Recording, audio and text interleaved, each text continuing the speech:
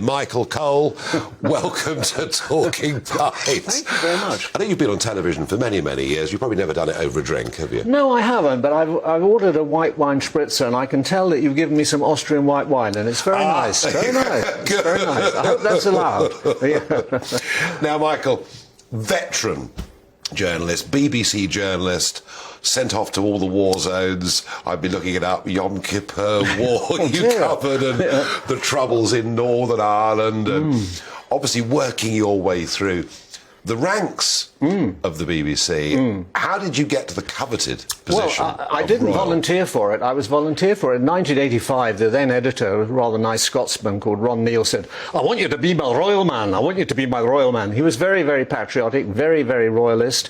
He would cry, "Oh, the Queen Mother, you know, the Queen Mother's so wonderful." So I said to him, "Ron, I will do the job, but I have to do it exactly as I did any news job, you know, with the same degree of probity, candour, and fact-checking. It's a great royal story, but you cannot report, Nigel, from a kneeling position. So if something happens, you don't fudge it, you explain it, and you report it honestly, truthfully, and forthrightly, which is what I did. And I went around the world with members of the royal family. I was pleased to do it. You see all sorts of interesting things, the highs and the lows, sometimes amusing things. I mean, interesting, we've seen the Queen, Her Majesty the Queen today, with the outgoing and the incoming Prime Minister. What is interesting, of course, it's the 15th Prime Minister, but it's the 16th time she did it, because Harold Wilson lost. There she is. Yeah, there she is. And Michael... She looks a little frail. She does look frail, and if you look at her right hand, yes, there's bruising, quite substantial bruising there. Listen, if we make it to 96, I get it. I've got 17 years to go. If I look as good as that when I'm 96, when I'm 86. Now, it's interesting, they chose the blue drawing room. That's one of the few neutral backgrounds, because almost everything in Balmoral Castle, on the walls and on the floor, it's all tartan everywhere. And I remember in 1985 when Princess Diana and Prince Charles went to the White House, President Reagan was in office, and it was a Saturday, so he was dressed down, he was wearing a plaid jacket.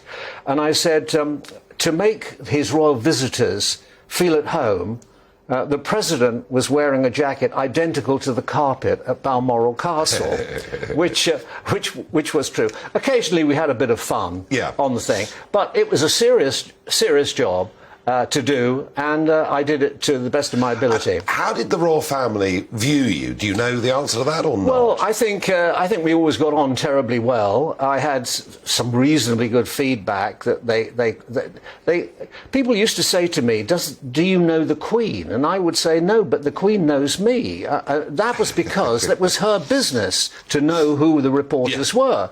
Her press secretary, now no longer with us, Michael Shea, once said to me, 50% of the monarch's job is being seen.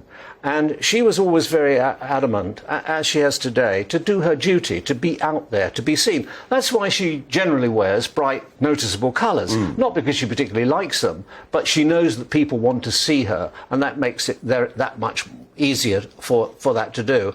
It is quite interesting to see the castle. I mean, I went there many times, never inside, I must say, but always covering stories there. In fact, when I was the Scotland correspondent, I went there to Braemar on the coldest day ever recorded in the UK at that time, which was 26.5 below centigrade, and I went there.